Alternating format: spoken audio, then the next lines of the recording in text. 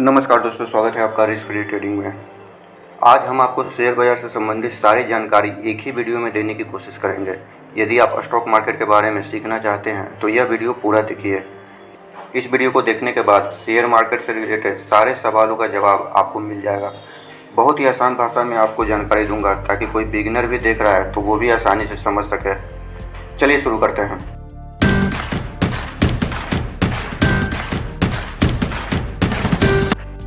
सबसे पहले जानते हैं शेयर बाज़ार क्या है। शेयर बाज़ार वह मार्केट है जहां स्टॉक एक्सचेंज में लिस्टेड कंपनियों के शेयर खरीदे और बेचे जाते हैं। एक आम इंसान भी बड़ी बड़ी कंपनियों के शेयर खरीद कर उस कंपनी का शेयर होल्डर बन सकता है। खरीदे गए शेयर की जब कीमत बढ़ती है तो उसे बेच दिया जाता है और प्रॉफिट कमा लिया जाता है। वहीं दूसरी ओर अगर शेयर की कीमत कम हो जाती है तो बेचने पर नुकसान भी होता है। शेयर की कीमत हमेशा बदलती रहती है, अभी कुछ और है, अगले 1 घंटे बाद कुछ और होगी। हमेशा शेयर की कीमत घटती बढ़ती रहती है। शेयर मार्केट में ज़्यादातर लोग फ्यूचर में बड़ा वेल्थ के लिए आज निवेश करते हैं, लेकिन बिना सीखे शेयर बाज़ार से पैसा नहीं कमाया जा सकता है। शेयर बाज़ार से पैसा कमाने के लिए शेयर बाज़ार को सीखना और समझना होगा। अगले कुछ देर में जब ये वीडियो ख़त्म होगी तब तक आप शेयर बाज़ार के बारे में बहुत कुछ समझ चुके होंगे। सबसे पहले जानते हैं कोई कंपनी शेयर बाज़ार में लिस्टेड क्यों और कैसे होती है। इसे एक उदाहरण के जरिए समझते हैं। मान लीजिए आपका कोई बिजनेस है जो बहुत अच्छा चल रहा है, लेकिन अब आप इस बिज़नेस को बढ़ाना चाहते हैं, आप इस बिज़नेस को ग्रोथ करना चाहते हैं, आप चाहते हैं बहुत जगह आपका बिज़नेस फैल जाए। तो इसके लिए आपको बहुत ही बड़ी रकम की ज़रूरत होगी। अब आप रकम की व्यवस्था कहाँ से कीजिएगा? आप बैंक जाइएगा, वहाँ से लोन लीजिएगा, लेकिन आपको पता चलता है कि आपने जो बैंक से लोन लेंगे उसका इंटरेस्ट काफ़ी ज़्यादा होता है। इस इंटरेस्ट के कारण, इस सूद के कारण, बैंक को जो सूद देना है उसके कारण आपके बिजनेस का ग्रोथ ठीक से नहीं हो पाएगा। तो आप बैंक से लोन न लेकर कहीं और से पैसे की व्यवस्था करना चाहते हैं तो कहाँ से कीजिएगा? बड़ी बड़ी कंपनियां पैसे की व्यवस्था शेयर बाज़ार में लिस्टेड होकर करती है। ये कंपनियां NSE या BSE में लिस्टेड हो जाती है। उसके लिए ये सेबी के पास आवेदन भेजती है। सारे रूल और शर्तें पूरी करने के बाद कुछ समय में ये कंपनियां NSE या BSE या दोनों पर, जहां कंपनी की इच्छा है वहां लिस्टेड हो जाती है और IPO लेकर आती है। जब पहली बार कंपनी लिस्टेड होती है तो वो IPO लेकर आती है। इसी IPO के जरिए कंपनियां अपना पैसे की व्यवस्था करती है, वो रकम जुटाती है। कंपनियां IPO के जरिए रकम इकट्ठा करती है और इसका इस्तेमाल वो अपने ग्रोथ के लिए करती है। ये IPO क्या होता है? जब कोई कंपनी पहली बार शेयर मार्केट में लिस्टेड होती है तो वो पहली बार शेयर जारी करती है जिसे आम जनता खरीदती है, यही IPO है। मतलब कंपनी पहली बार पब्लिक के लिए शेयर जारी की है तो इसे ही IPO कहता है। जब कोई कंपनी IPO पब्लिक के लिए लेकर आती है तो इसका मतलब है कंपनी हाल ही में शेयर मार्केट में, यानी मतलब NSE और BSE पर लिस्टेड हुई है और वो पहली बार शेयर लेकर आई है।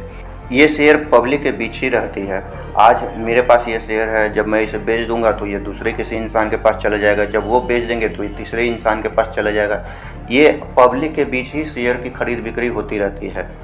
इस तरह से कंपनी शेयर बाज़ार में आती है और शेयर को जारी करती है। अब आइए जानते हैं ये NSE और BSE क्या होता है। अभी इस वीडियो में मैंने चर्चा किया है NSE, BSE और SEBI क्या होता है। सेबी क्या है? सेबी यानी security exchange board of India. इसकी स्थापना 12 अप्रैल 1992 को हुई थी। इसका काम है स्टॉक एक्सचेंज पर निगरानी रखना। यह शेयर मार्केट में भ्रष्टाचार को नहीं होने देता है। यह जिस तरह बैंकों पर नियंत्रण RBI का होता है, इंश्योरेंस कंपनियों पर नियंत्रण IRDA का होता है, उसी तरह से स्टॉक एक्सचेंज पर भी नियंत्रण सेबी का होता है। तो उम्मीद करता हूँ सेबी का क्या काम है आप समझ गए होंगे। आइए अब जानते हैं NSE और BSE क्या है। NSE और BSE दोनों स्टॉक एक्सचेंज है जहाँ से हम पैसे के बदले में बड़ी बड़ी कंपनियों के शेयर खरीदते हैं। NSE यानी नेशनल स्टॉक एक्सचेंज, इसकी स्थापना हुई थी अप्रैल 1992 में। 1992 से पहले BSE यानी बॉम्बे स्टॉक एक्सचेंज पर शेयर की खरीद बिक्री होती थी। उस समय शेयर की खरीद बिक्री के लिए काफ़ी कागजी कार्रवाई होती थी। 1992 में जब NSE की स्थापना हुई तब शेयर की खरीद बिक्री इलेक्ट्रॉनिक प्रणाली से होने लगी। NSE के आने से आप घर बैठे ही कुछ ही मिनटों में शेयर की खरीद बिक्री कर सकते हैं। एनएसई का इंडेक्स है निफ्टी 50, जिसमें इंडिया के टॉप 50 कंपनियां हैं। एनएसई यह बताती है कि मार्केट आज ऊपर है, मतलब मार्केट में आज उछाल है या गिरावट है। स्टॉक मार्केट में 7,000 से भी ज़्यादा कंपनियां लिस्टेड है, लेकिन निफ्टी 50 में मात्र 50 कंपनियां ही हैं। इंडिया के टॉप 50 कंपनियां ही निफ्टी 50 में हैं। फिर भी निफ्टी 50 ये कैसे बता देती है कि आज मार्केट में उछाल होने वाला है या गिरावट होने वाला है? दरअसल निफ्टी 50 में जो इंडिया की टॉप 50 कंपनियां हैं, इनका मार्केट कैपिटलाइजेशन बाकी हज़ारों कंपनियों के मार्केट कैपिटलाइजेशन से कहीं ज़्यादा है। निफ्टी 50 की 50 कंपनियां यदि चाह ले कि आज मार्केट में उछाल लाना है, तो बाकी की हज़ारों कंपनियां कुछ नहीं कर सकती है। आइए अब जानते हैं बीएसई के बारे में। बीएसई क्या है? बीएसई यानी बॉम्बे स्टॉक एक्सचेंज, इसकी स्थापना 1875 में हुई थी। यह एशिया का सबसे पुराना स्टॉक एक्सचेंज है। एनएसई के आने के बाद बीएसई में भी इलेक्ट्रॉनिक प्रणाली से शेयर की खरीद बिक्री होने लगी। कहने का मतलब है कि आप घर बैठे ही एनएसई से या बीएसई से आप शेयर कुछ ही मिनटों में बाई या सेल कर सकते हैं। बीएसई का इंडेक्स सेंसेक्स है, जिसमें इंडिया की टॉप 30 कंपनियां हैं। सेंसेक्स और निफ्टी दोनों मार्केट का हाल बताती है। दोनों का काम है यह बताना कि मार्केट आज ऊपर है या नीचे है। निफ्टी और सेंसेक्स को देखकर हम लोग तुरंत यह पता लगा लेते हैं कि आज मार्केट में उछाल है या गिरावट है। आइए अब जानते हैं शेयर का क्या मतलब होता है। शेयर का मतलब होता है हिस्सेदारी। अगर आप किसी कंपनी के शेयर खरीदे हैं तो इसका मतलब है आप उस कंपनी के प्रॉफिट या लॉस में आप भी हिस्सेदार हो गए। यदि कंपनी को प्रॉफिट होता है तो उस प्रॉफिट का एक हिस्सा आपको मिलेगा, और यदि नुकसान होता है तो उस नुकसान का एक हिस्सा आपको भी झेलना होगा। उस नुकसान का आपको भी नुकसान, मतलब कहने का मतलब है कि यदि कंपनी को नुकसान होता है तो आपको भी थोड़ा नुकसान झेलना पड़ेगा। शेयर की कीमत कैसे घटती या बढ़ती है? शेयर की कीमत डिमांड और सप्लाई पर निर्भर करती है। मार्केट में यदि किसी शेयर की डिमांड ज़्यादा है और सप्लाई कम है तो उस शेयर की कीमत बढ़ जाएगी। इसके उल्टा यदि मार्केट में सप्लाई ज़्यादा है, किसी शेयर की सप्लाई ज़्यादा है और डिमांड कम है, तो उस शेयर की कीमत कम हो जाएगी। इसी तरह से सप्लाई और डिमांड का यह खेल चलता रहता है और शेयर की कीमत घटते बढ़ते रहती है। आइए अब जानते हैं शेयर को खरीदा और बेचा कैसे जाता है। प्राचीन समय में शेयर की खरीद बिक्री का काम एक पेड़ के नीचे शुरू हुआ था। लोग एक पेड़ के नीचे आते थे और बोली लगाते थे। बाद में बीएसई की स्थापना हुई। उसके बाद बीएसई के कार्यालय में ही बोली लगना शुरू हुआ। बीएसई के कार्यालय में जब शेयर की खरीद बिक्री शुरू हो गई, यानी बोली लगना शुरू हो गई, तो शेयर बेचने वाले और शेयर खरीदने वाले सारे बीएसई के ऑफिस में ही इकट्ठा होने लगे और यहीं पे शेयरों का आदान प्रदान होता था। इसे बिड और आस्क प्राइस कहते हैं। सेलर जिस कीमत पर शेयर बेचता था उसे बिड प्राइस कहते हैं, और बायर जिस कीमत पर शेयर खरीदता था उसे आस्क प्राइस कहा जाता है। ये तो हो गई पहले की बात। पहले इसी तरह से शेयर को खरीदा और बेचा जाता था, पर आज ऐसा नहीं होता है। आज ना तो बोली लगती है और ना ही बायर और सेलर को एक जगह इकट्ठा होना होता है। आज ये सारा काम घर बैठे ही होता है। आज अगर आपको शेयर खरीदना है तो आपको कहीं जाने की ज़रूरत नहीं है। आप घर बैठे ही शेयर को खरीद या बेच सकते हैं। आज के समय में किसी भी शेयर को खरीदने के लिए 3 चीज़ों की ज़रूरत होती है। पहला, किसी भी बैंक का अकाउंट होना चाहिए। दूसरा, डीमेट अकाउंट होना चाहिए। जब आप किसी कंपनी के शेयर खरीदेंगे तो उसे डिजिटल रूप में कहाँ रखेंगे, कुछ तो होना चाहिए।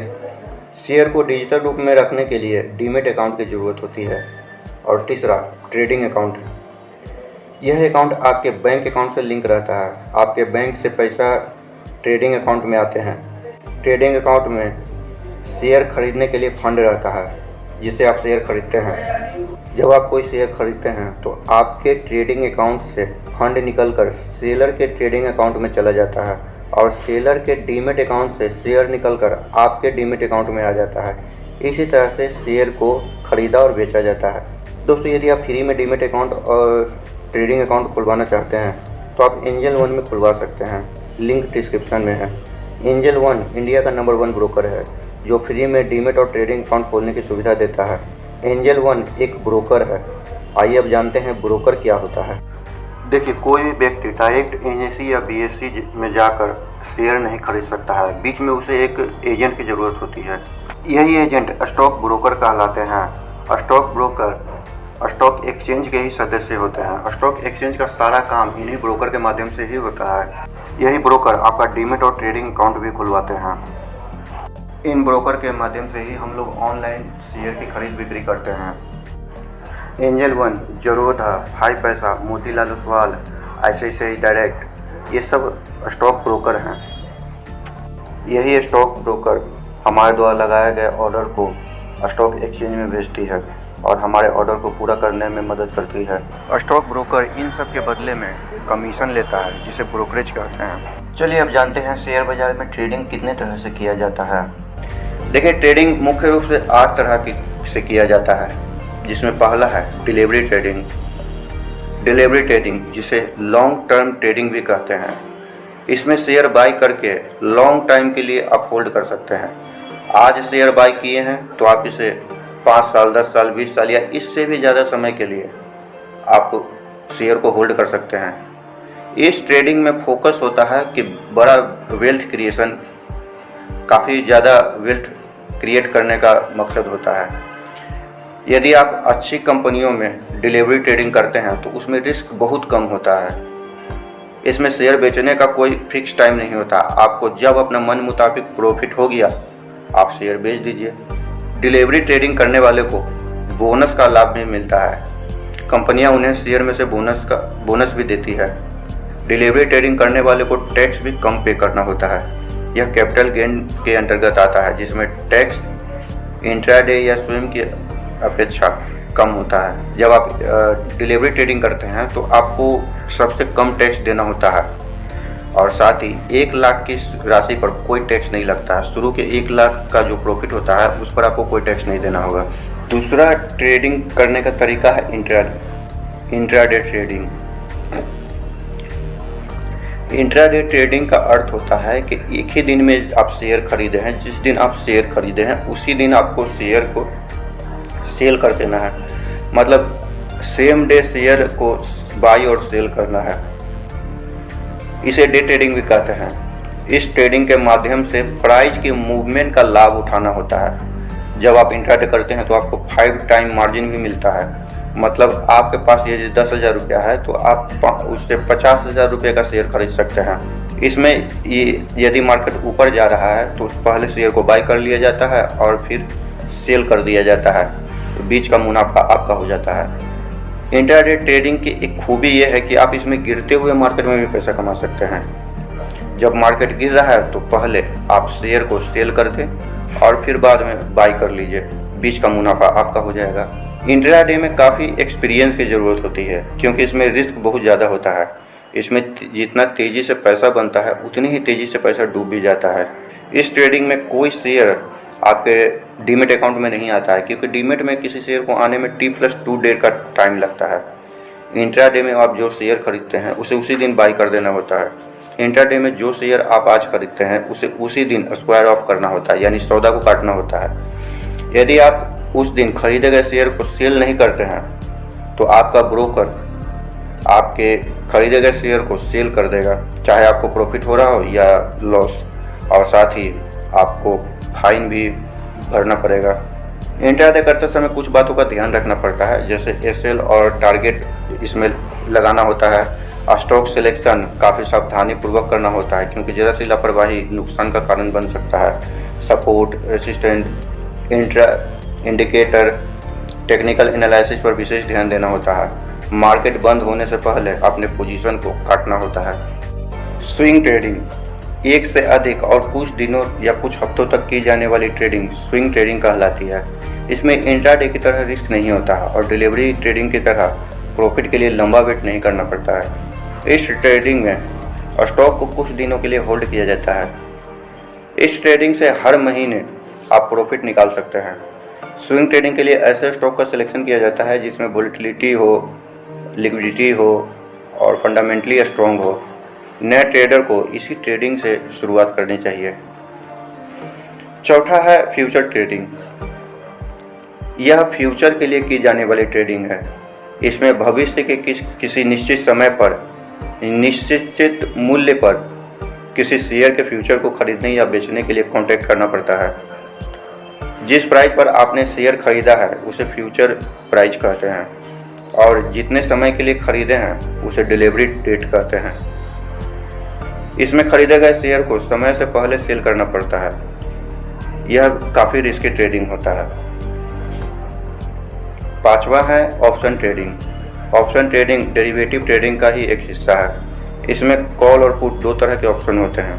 जब मार्केट में तेज़ी होती है तो कॉल बाई करना होता है, जब मार्केट में गिरावट होती है तो पुट को बाई किया जाता है। इसे ऑप्शन बाइंग कहते हैं। आप ऑप्शन सेल करके भी प्रॉफिट कमा सकते हैं। जब मार्केट में तेज़ी होती है तो पुट सेल करना पड़ता है और जब मार्केट में गिरावट होती है तो कॉल सेल करना पड़ता है। ऑप्शन बाई में कम पैसे की ज़रूरत होती है। ऑप्शन बाई करने के लिए कम पैसों की ज़रूरत होती है, लेकिन ऑप्शन सेलिंग में ज़्यादा रुपयों की ज़रूरत होती है। यह भी एक रिस्की ट्रेडिंग है।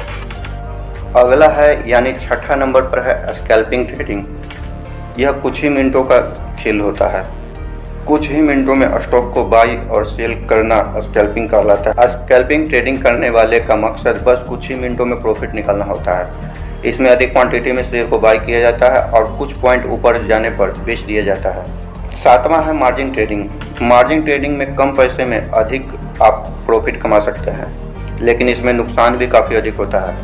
मार्जिन ट्रेडिंग का अर्थ है आपके ब्रोकर द्वारा दी गई राशि से ट्रेडिंग करना।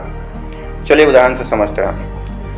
मान लीजिए आपको XYZ कंपनी के शेयर खरीदने हैं जिसकी कीमत 100 रुपया है और आपके पास है 10,000 रुपया, तो आप इस 10,000 से मात्र 100 शेयर ही खरीद सकते हैं। लेकिन यदि आप मार्जिन ट्रेडिंग करते हैं तो ब्रोकर आपको 10 गुना मार्जिन देता है, यानी आपके पास है 10,000 रुपया लेकिन आप शेयर खरीद सकते हैं 1 लाख के। इस तरह से आप मार्जिन ट्रेडिंग करके कम पैसे में ही अधिक शेयर ट्रेड कर सकते हैं। दोस्तों यहाँ मैं आपको एक बात बता दूं कि यदि आप शेयर बाज़ार में एक्सपर्ट हैं तभी आप मार्जिन ट्रेडिंग करें, नहीं तो आप मार्जिन ट्रेडिंग मत कीजिए। आठवां तरीका है अल्गो ट्रेडिंग। यह सॉफ्टवेयर से होता है। आप सॉफ्टवेयर में आप बाइंग प्राइस सेलिंग प्राइस डाल देते हैं, आप एसएल लगा देते हैं, टारगेट सेट कर देते हैं। सॉफ्टवेयर बाकी का सारा काम खुद कर लेता है। इसमें इंसान की जगह सॉफ्टवेयर ट्रेडिंग करता है। बस यही है अल्गो ट्रेडिंग। तो दोस्तों ये तरीका है जिससे लोग ट्रेडिंग करते हैं। आइए अब जानते हैं वॉल्यूम के बारे में। वॉल्यूम क्या है? तो वॉल्यूम क्या है? किसी निश्चित समय के दौरान जितने शेयर को खरीदा और बेचा गया है इसे वॉल्यूम की मदद से पता लगाया जाता है। मतलब खरीदे गए और बेचे गए शेयरों की संख्या को वॉल्यूम कहते हैं। दूसरे शब्दों में कहें तो एक निश्चित समय अंतराल पर, चाहे वह 1 मिनट हो, 1 दिन हो या 1 महीना हो, मतलब एक निश्चित समय के दौरान जितने शेयर को बाई और सेल किया गया है उन सभी शेयरों को गिनने पर जो संख्या आती है उसे वॉल्यूम कहा जाता है। अगर किसी शेयर का वॉल्यूम काफ़ी हाई है तो इसका मतलब है कि उस शेयर में काफ़ी अधिक मात्रा में बाई और सेल हो रहा है। लोगों का उस शेयर में काफ़ी इंटरेस्ट है। वॉल्यूम को कहाँ देखा जाता है? आप किसी भी ब्रोकर की ऐप में जाकर शेयर की वॉल्यूम को देख सकते हैं। आप चार्ट पर भी वॉल्यूम को देख सकते हैं। क्या NSE और BSE दोनों शेयर का एक ही वॉल्यूम दिखेगा? तो ऐसा नहीं है। एक ही स्टॉक का वॉल्यूम दोनों एक्सचेंज पर अलग अलग दिखता है। जरूरी नहीं है कि दोनों पर एक ही हो, अलग अलग वॉल्यूम हो सकता है। जिस स्टॉक में वॉल्यूम काफ़ी हाई होती है उस स्टॉक की लिक्विडिटी काफ़ी हाई होती है। हाई लिक्विडिटी का मतलब है कि आप उस शेयर को आसानी से खरीद सकते हैं या बेच सकते हैं। इसके उल्टा जिस स्टॉक में वॉल्यूम काफ़ी कम होता है उसमें लिक्विडिटी भी काफ़ी कम हो जाती है। अगर आप गलती से उस शेयर को खरीद भी लिए तो आसानी से बेच नहीं पाएंगे। हाई वॉल्यूम वाले स्टॉक ही हमें खरीदना चाहिए। इन्वेस्टर और ट्रेडर दोनों के लिए हाई वॉल्यूम वाले शेयर अच्छे होते हैं। अब जानते हैं इंडिकेटर के बारे में। इंडिकेटर क्या है? इंडिकेटर वह टूल है जिससे किसी शेयर में प्राइस की मूवमेंट का पता लगाया जाता है। इससे हमें यह समझने में मदद मिलती है कि बाजार किस दिशा में जा रहा है। 2 तरह के इंडिकेटर होते हैं, एक लीडिंग इंडिकेटर और दूसरा लैगिंग इंडिकेटर। लीडिंग इंडिकेटर क्या होता है? लीडिंग इंडिकेटर में प्राइस की मूवमेंट का पता पहले ही चल जाता है जिससे सही समय पर एंट्री या एग्जिट कर सकते हैं। जबकि लैगिंग इंडिकेटर में प्राइस की मूवमेंट का पता लेट से चलता है। जिधर प्राइस चल रहा है इंडिकेटर भी उसके पीछे पीछे चलेगा, जिससे एंट्री या एग्जिट में देरी हो जाती है। इसके कारण प्रॉफिट कम होने की संभावना होती है। इन इंडिकेटर की मदद से अप ट्रेंड, डाउन ट्रेंड या साइडवेज का पता चलता है। हमें मार्केट में कब एंट्री करना है या एग्जिट कब करना है इंडिकेटर से हम पता लगा सकते हैं, लेकिन कभी कभी इंडिकेटर गलत सिग्नल भी दे देते हैं। इंडिकेटर का इस्तेमाल सिर्फ कंफर्मेशन के लिए करना चाहिए, ज़्यादा ध्यान प्राइस एक्शन पर ही देना चाहिए। उम्मीद करता हूँ वीडियो आपको अच्छा लगा होगा। यदि अच्छा लगा है तो इसे लाइक, शेयर और सब्सक्राइब जरूर कर दें। स्क्रीन पर आपको 2 वीडियो और दिख रहा है, इसे भी जरूर देखें। धन्यवाद।